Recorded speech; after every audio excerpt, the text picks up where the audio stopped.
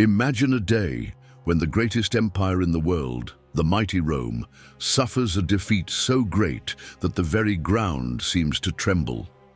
This was the case at the Battle of Teutoburg, where 3 Roman legions were completely destroyed by Germanic tribes, led by a man named Arminius. It was a humiliation that brought Rome to its knees.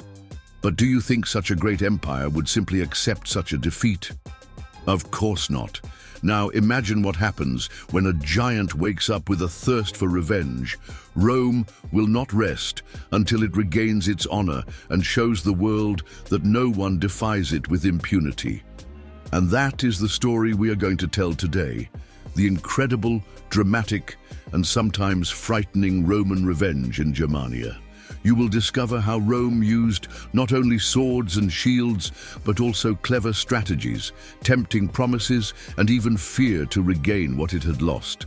And in the midst of it all, we will see how Arminius, the Germanic hero, tried to keep his resistance alive, even when the odds seemed against him. But beware. This story is full of twists and turns, bloody battles and difficult choices that will make you think, what would I do in their place? So, get ready for an exciting journey where every decision can change the course of history. Let's go, because Rome's revenge on Germania is a story you won't want to miss. If you haven't subscribed to the channel yet, take advantage now to be part of our community. Every interaction you make makes this space more special. After the Battle of Teutoburg in 9 AD, where Arminius and his Germanic tribes annihilated 3 Roman legions, Germania did not become a unified territory under a single leader, but rather a political and familial battlefield. As Arminius celebrated his victory and tried to consolidate his power, fissures between the tribes began to appear. Not everyone was willing to follow the path of rebellion against Rome. Some leaders, such as Cestes, Arminius's father-in-law, maintained their loyalty to the Roman Empire, creating a division that would define the years to come. Cestes was not just an ally of Rome, he was a symbol of the complexity of the relationship between the Germans and the Romans. While Arminius saw Rome as an oppressor to be defeated, Cestes saw Rome as a stabilizing force capable of bringing order and prosperity to the region. This divergence of views was not only political, but also deeply personal. After all, Arminius and Cestes were united by family ties, which made the conflict all the more intense and dramatic. Imagine the tension at a family reunion, where the father-in-law and son-in-law are on opposite sides of a war that could define the future of all of Germania. But the divisions did not end there. Other Germanic tribes, although initially allied with Arminius, began to question his leadership. Some saw Rome as an opportunity to gain land, wealth, and protection. Others feared that Arminius's victory could lead to a centralization of power that would limit their autonomy. Far from being a unified nation, Germany was a patchwork of tribes with their own interests, and this fragmentation provided fertile ground for the Roman strategy of divide and conquer. Rome, for its part, was aware of these divisions. The empire knew that to regain the prestige lost at Teutoburg, it needed more than military force. It needed cunning. While Arminius tried to unite the tribes under a single banner, Rome worked behind the scenes, offering promises of protection and rewards to those willing to betray the Germanic leader. This strategy not only undermined Arminius's coalition, but also created a climate of widespread distrust among the tribes. A striking example of this distrust was the case of the Catti, a Germanic tribe that initially supported Arminius, but, after Roman pressure and promises of benefits, began to question their loyalty. The Catti were known for their ferocity in battle, but also for their political pragmatism. They understood that in a world where Rome's power was undeniable, it was sometimes more advantageous to negotiate than to fight. This pragmatic attitude was shared by several other tribes, who saw an alliance with Rome as a way to ensure their survival in an increasingly uncertain scenario. Meanwhile, Arminius faced another challenge: the fragmented nature of Germanic society itself. Unlike Rome, which was a centralized empire with a clear hierarchy, Germania was made up of independent tribes, each with its own leaders and interests. Uniting these tribes under a single cause was a Herculean task, requiring not only military skill, but also diplomacy and charisma. Arminius, though a gifted leader, was not always able to balance these demands. His attempts to centralize power generated resistance from those who valued their tribal autonomy above all else. And so, post-Teutoburg Germania became a theater of intrigue, betrayal, and family conflict. Every decision made by Arminius, Cestes, or any other leader had the potential to alter the course of history. Meanwhile, the Roman legions, humiliated but not defeated, bided their time to retaliate. The question that hung in the air was, would Arminius be able to hold his coalition together in the face of internal and external pressures? Or would the division between the Germanic tribes ultimately hand Rome the final victory? This tension between unity and fragmentation, between loyalty and betrayal, is what makes this period so fascinating. And while the Germanic tribes struggled to define their future, Rome watched, planned, and waited. What followed would be a series of events that would test not only the strength of arms, but also the resilience of alliances and the depth of convictions. Was the victory at Teutoburg the beginning of a new era for Germania, or merely the prelude to a Roman revenge that would change the course of history? Have you found this interesting? Leave a like to let me know you like this type of content. What to do when brute force is not enough? After the humiliating defeat at Teutoburg, Rome realized it needed a more intelligent approach to dealing with Germania. As the legions recovered from the loss of 3 of their finest units, Emperor Tiberius began to devise a strategy that relied not just on swords and shields, but on cunning, diplomacy, and a deep understanding of human psychology. Rome's response to the Germanic rebellion was as brilliant as it was ruthless. Rather than simply punishing, they set out to win hearts and minds. Tiberius, a pragmatic and calculating leader, understood that the key to undermining Arminius's power lay in the internal divisions within the Germanic tribes.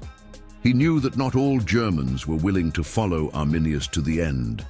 Many, especially those who had served in the Roman army or benefited from trade with the empire, still saw Rome as a source of stability and prosperity. This was when Tiberius decided to act, offering a tempting proposition: pardon and rewards to those who would abandon Arminius' cause and ally themselves with Rome. This strategy of pardon and assimilation was meticulously planned. Germanic exiles and deserters were welcomed back with open arms, given lands, pensions, and even prestigious positions within the Roman system. For many Germans, this offer was irresistible. Imagine a warrior who, after years of conflict, is given the chance to start a new life in safety, with his family protected and his future assured. For these men, loyalty to Arminius began to seem less appealing in the face of concrete promises from Rome. A notable example of this strategy was the case of the Cherusci, Arminius's own tribe. Not all of the Cherusci were willing to follow their leader to the end. Many of them, tired of war and uncertainty, saw Tiberius's offer as an opportunity for peace. Rome, in turn, was able to capitalize on this discontent, turning former enemies into allies. This tactic not only weakened Arminius's coalition, but also sent a clear message to other tribes. Rome was willing to forgive and reward those who submitted to its power. But Tiberius's strategy was not limited to offering material benefits. He also invested in a propaganda campaign, spreading the idea that Rome was invincible and that resisting the empire was a hopeless path. This narrative was carefully constructed to sow doubts among the Germans, making them question whether it was worth continuing to fight against a force that always seemed to find a way to rise again. After all, If even Rome's most bitter enemies were being forgiven and rewarded, what was the point of continuing to resist? Furthermore, Tiberius knew how to use religion and culture to his advantage. He allowed the Germans to maintain their traditions and beliefs as long as they accepted Roman authority. This policy of cultural assimilation was crucial to gaining the trust of many tribes who saw Rome not only as a conqueror, but also as a protector of their identities. This approach contrasted sharply with Arminius' image as a leader who sought to centralize power and impose his will on the other tribes. Meanwhile, Arminius faced an ever-growing dilemma. Every day, more of his allies abandoned the cause, seduced by Tiberius' promises. He needed to act quickly to keep his coalition together. But how? Arminius' response was as bold as it was desperate. He intensified his attacks on the Roman forces, seeking to prove that German resistance still posed a real threat. However, each successful attack by Arminius was met with an even greater display of force and generosity from Rome, creating a vicious cycle that increasingly undermined his authority. And so Tiberius's strategy began to bear fruit. Germania, which had seemed united under Arminius's leadership, began to fragment once again. The tribes that had once fought side by side now hesitated, torn between loyalty to Arminius and the tempting promises of Rome. This internal division was the Achilles heel of the German resistance, and Tiberius knew how to exploit it masterfully. But would this strategy of forgiveness and assimilation be enough to secure Rome's final victory? Or would Arminius find a way to rally his forces and counterattack, showing that the German resistance still had the strength to continue? As the Germanic tribes struggled between loyalty and pragmatism, one thing was certain. The power play in Germania was far from over, and every move could change the course of history. Is there anything that has stood out to you so far? Share it in the comments. Your insight is important. What happens when a wounded empire decides to retaliate with everything it has? The answer can be summed up in one word: terror. After the defeat at Teutoburg, Rome was not just willing to recover, it was determined to reassert its supremacy in such an overwhelming way that no Germanic tribe would dare challenge its power again. And who better to lead this campaign than Germanicus, a talented and ruthless general whose mission was not only to defeat Rome's enemies, but also to restore the fear that had been lost in that fateful forest. Germanicus, nephew of Emperor Tiberius, was more than a general. He was a symbol of Roman resistance. His campaign in Germania was not just a series of battles, but a calculated display of strength and determination. He knew that to restore Rome's prestige, he needed to do more than defeat the Germans. He needed to humble them, to show that no victory against Rome would go unpunished. And that is exactly what he did. The first stage of Germanicus' campaign was a series of lightning raids against Arminius's allied tribes. These raids were not just military, they were psychological. Germanicus ordered his legions to burn villages, destroy crops, and massacre anyone who resisted. The goal was clear: to send a message of terror that would echo throughout Germania. Any tribe that dared support Arminius would know that the price of rebellion would be total destruction. One of the most iconic moments of this campaign was the recovery of the Roman standards lost at Teutoburg. These standards were not just scraps of cloth, they were sacred symbols of Rome's power and honor. Their loss had been an unprecedented humiliation, and their recovery was a symbolic victory that rekindled the pride of the legions. Germanicus knew that by bringing these standards back, he was not only restoring Rome's honor, but also showing the Germans that no insult to the empire would go unanswered. But Germanicus's campaign was not limited to brutality. He was also a master strategist, able to use terrain and circumstances to his advantage. On one occasion, he led his troops through a dense forest, surprising a Germanic tribe that believed it was safe in its territory. The attack was so swift and devastating that the Germans had no time to react. This victory not only reinforced Germanicus's reputation as a brilliant commander, but also demonstrated that no part of Germany was safe from the Roman legions. Meanwhile, Arminius was desperately trying to hold his coalition together. He knew that if he allowed Germanicus to continue advancing, German resistance would collapse. But how could he face an enemy who always seemed to be one step ahead? Arminius tried to counterattack, but his every move was anticipated by Germanicus, who seemed to have an almost supernatural intuition for predicting the Germanic leaders' strategies. Germanicus's campaign also had a profound psychological impact on the Germanic tribes. Many of them, tired of war and terrified by Roman brutality, began to question whether it was worth continuing to fight. The image of invincibility that Arminius had built after the Teutoburg began to fade, replaced by a grim reality. Rome was willing to do whatever it took to secure its supremacy. However, it was not all victories for Germanicus. Germania was a hostile territory with dense forests, treacherous rivers, and an unforgiving climate. The Roman legions, accustomed to fighting in more open terrain, often found themselves at a disadvantage. Furthermore, the guerrilla tactics used by the Germans caused constant casualties, wearing down the Roman forces. Germanicus knew that in order to win, he needed to keep up the pressure, giving the Germans no time to regroup.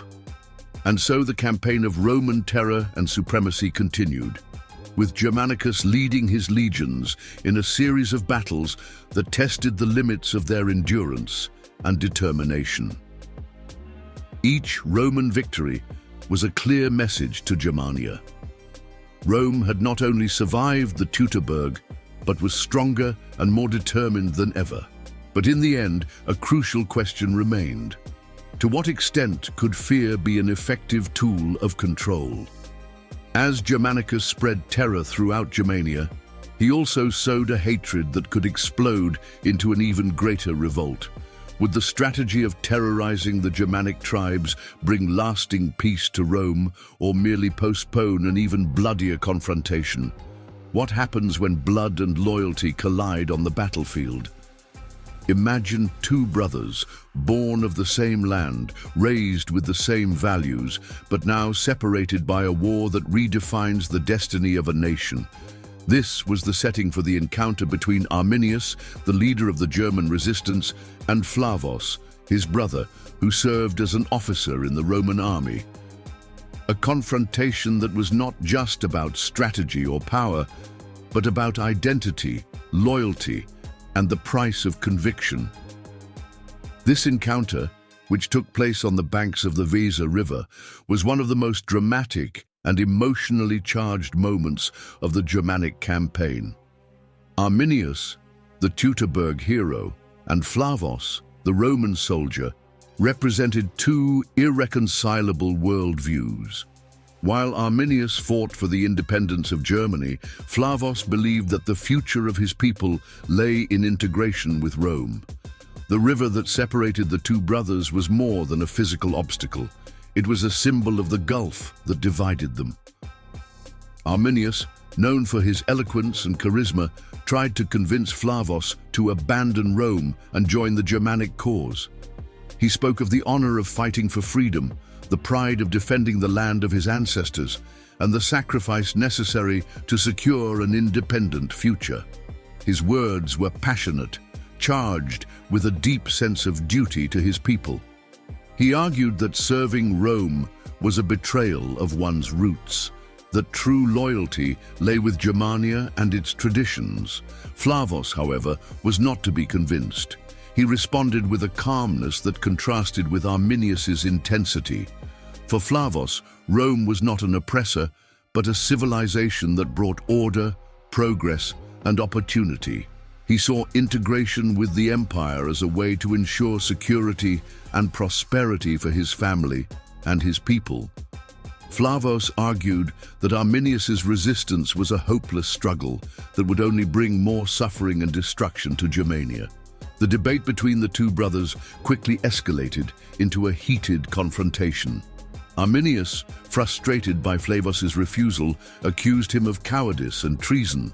Flavos, in turn, responded that true courage lay in recognizing reality and seeking the best for one's people, even if it meant making difficult choices. The Weser River, which separated the two sides of the battlefield, seemed to echo the irreconcilable division between the brothers. This encounter was not just a personal confrontation, it was a microcosm of the larger conflict between Rome and Germany.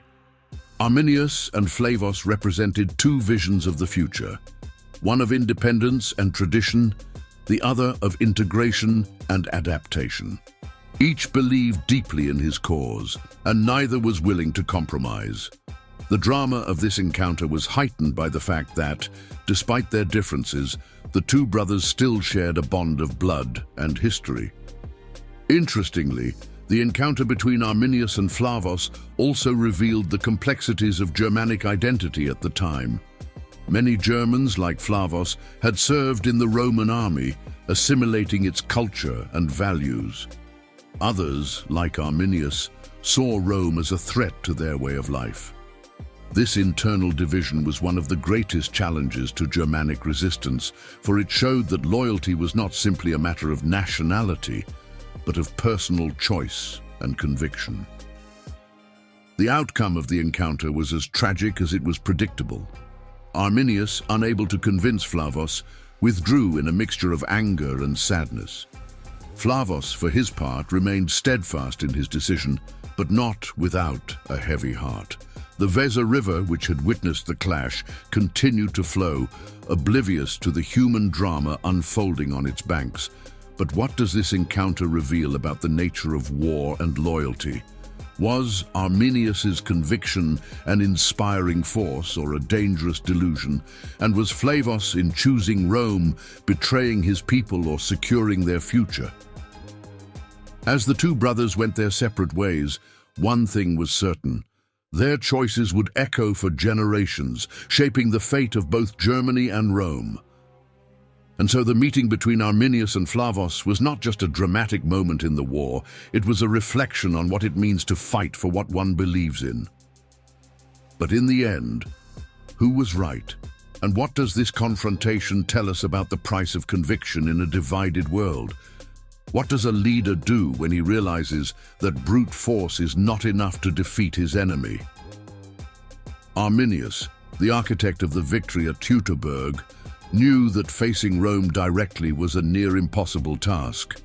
Instead, he decided to strike where the empire was most vulnerable, the minds and hearts of its soldiers. While Germanicus advanced with his legions, Arminius prepared a bold and insidious strategy that relied not on swords, but on persuasion, cunning, and a deep understanding of human psychology. Arminius knew that many of the Roman soldiers stationed in Germania were not citizens of Rome, but rather recruits from conquered provinces. These men, far from home and often disaffected, were the perfect targets for his campaign of destabilization. He began spreading messages among the Roman ranks, offering riches, land, and even Germanic wives to those who would defect and join his cause. The promise was tempting. Instead of serving a distant empire, these soldiers could start a new life, surrounded by a community that would welcome them as equals. But Arminius did not stop there. He also used religion and culture as weapons. The sacred forest, a place of deep spiritual significance to the Germans, became the setting for his defensive strategy. He retreated into this forest, transforming it into a natural fortress that not only protected his forces, but also reinforced symbolic resistance against Rome. The forest was more than a refuge. It was a sanctuary for the Germanic struggle for freedom, a place where the gods and ancestors seemed to be on Arminius's side. Meanwhile, Germanicus faced a dilemma. He knew that attacking the sacred forest would be a dangerous and potentially disastrous undertaking. The dense trees and rugged terrain neutralized the tactical superiority of the Roman legions, while the Germans, familiar with the location, could use the geography to their advantage. Furthermore, the idea of desecrating a sacred site could further inflame Germanic resistance, turning the campaign into a holy war. Arminius's strategy had a significant impact. Some Roman soldiers, lured by the promise of wealth and a new life, deserted and joined the Germans. Others, though not deserting, began to question their loyalty to Rome. The morale of the legions, already strained by the rigors of the Germanic campaign, began to deteriorate. Germanicus, sensing the danger, responded with a combination of fierce discipline and generous rewards for those who remained loyal. But Arminius was not just trying to undermine Roman morale, he also sought to strengthen cohesion among the Germanic tribes. By retreating to the sacred forest, he sent a clear message. The Germanic resistance was not just a fight for land, but a battle for the identity and soul of their people. This narrative resonated deeply with the tribes, uniting them around a common cause. However, Arminius's strategy also had its risks. By concentrating his forces in the forest, he limited his maneuverability and made himself more vulnerable to a prolonged siege. Furthermore, his reliance on guerrilla tactics meant that he could not face the Roman legions in a pitched battle, where Rome's superiority in numbers and tactics would be overwhelming. Meanwhile, Germanicus continued to press on. He knew that to defeat Arminius, he needed more than brute force. He needed a strategy that would neutralize the Germanic leader's influence and restore the confidence of his troops. He began to spread the idea that Arminius's resistance was a lost cause, that a Roman victory was inevitable, and that those who deserted would be punished without mercy. The clash between the two strategies, Arminius's persuasion and Germanicus's discipline, created a stalemate that tested the resilience of both sides. While the Roman soldiers wavered between loyalty and fear, the Germans rallied around their cause, but faced the challenge of maintaining cohesion amid constant pressure from Rome. And so the battle for Germania became not just a military conflict, but a war of narratives, with each side seeking to conquer not just territory, but also hearts and minds. But in the end, who would prevail? Arminius's cunning or Germanicus's determination? As the two forces prepared for the next chapter in this epic struggle, one crucial question remained. What happens when persuasion and force collide on a battlefield where victory depends as much on mind as on brawn? And so we come to the end of this epic journey through post-Teutoburg Germany, where we saw how Rome's revenge and Arminius's resistance transformed history into a battlefield filled with strategies, dramas, and choices that echo to this day. Stay tuned, because this story shows us how every decision, whether made by a leader or a soldier, can change the course of an entire nation. Just imagine Rome, humiliated after Teutoburg, used not only force, but also cunning and diplomacy to regain its power. Meanwhile, Arminius, the Germanic hero, tried to unite divided tribes and face an empire that seemed invincible. And in the midst of all this, soldiers, families, and communities had to make difficult choices between loyalty, survival, and conviction. This story teaches us that the real battle does not always take place on the battlefield, but also in the minds and hearts of the people. So reflect. What would you do in these characters' shoes? Did Arminius' courage pay off? Or was Rome's strategy the wisest? If you liked this video, don't forget to like, share, and subscribe to see more amazing stories like this one. Until next time, and remember, history is not just about the past. It is also a lesson for the future.